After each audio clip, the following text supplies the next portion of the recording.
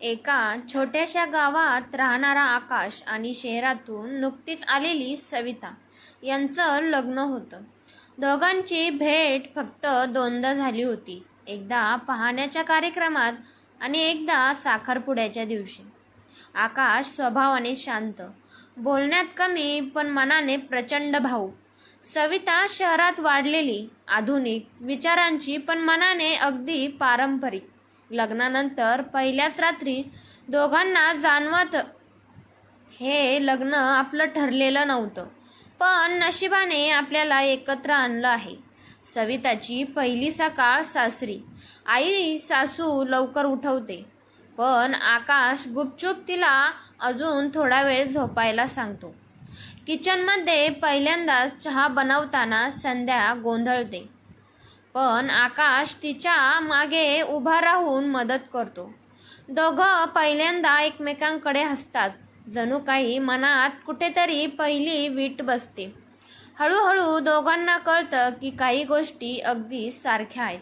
दोघांनाही पावसात भिजायला आवडतं, दोघांनाही पुस्तक वाचायला आवडतात आणि दोघंही लहान सहान गोष्टीत आनंद शोधतात. पण सवयी जुळल्या तरी स्वभाव अजून जुळायचा होता. एका छोट्या गोष्टीवरून दोघांचं पहिलं वादावादी होत.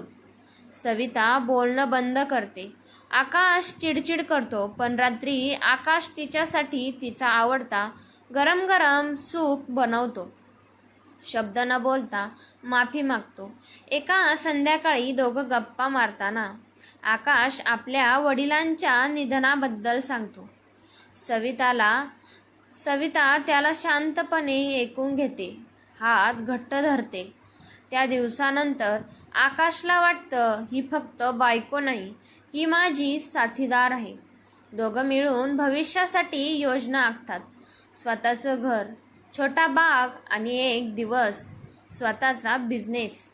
सविता आकाशला प्रोत्साहन देते आणि आकाश सविताला नोकरीसाठी अर्ज करायला मदत करतो. सासूला वाटायला लागलं की सविता आकाशला जास्त व्यापून टाकते. घरात तणाव निर्माण होतो, पण आकाश दोघांच्यामध्ये समतोल साधण्याचा प्रयत्न करतो.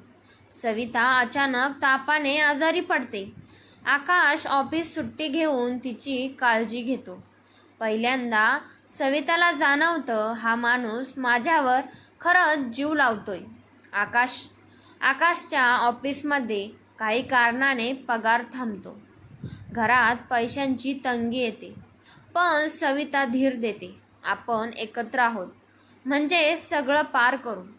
सविताला नोकरी मिळते. आकाश तिला केक कापून आनंद साजरा करतो. त्या रात्री दोघं टेरेसवर बसून पावसात भिजत भविष्यासाठी नवी स्वप्न विणतात. सविता गरोदर असल्याचं कळतं.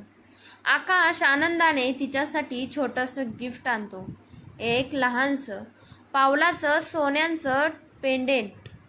सविताच्या काळजीत आकाश आणखी गोंडस होतो. रात्री उशिरा तिच्या आवडीच्या गोष्टी आणायला बाहेर जातो.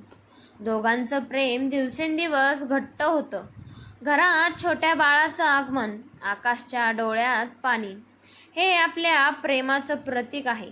बाळ, नोकरी आणि घर यामुळे सविता थकायला लागते. आकाश तिला वेळ देण्यासाठी नोकरीतून सुट्टी घेतो.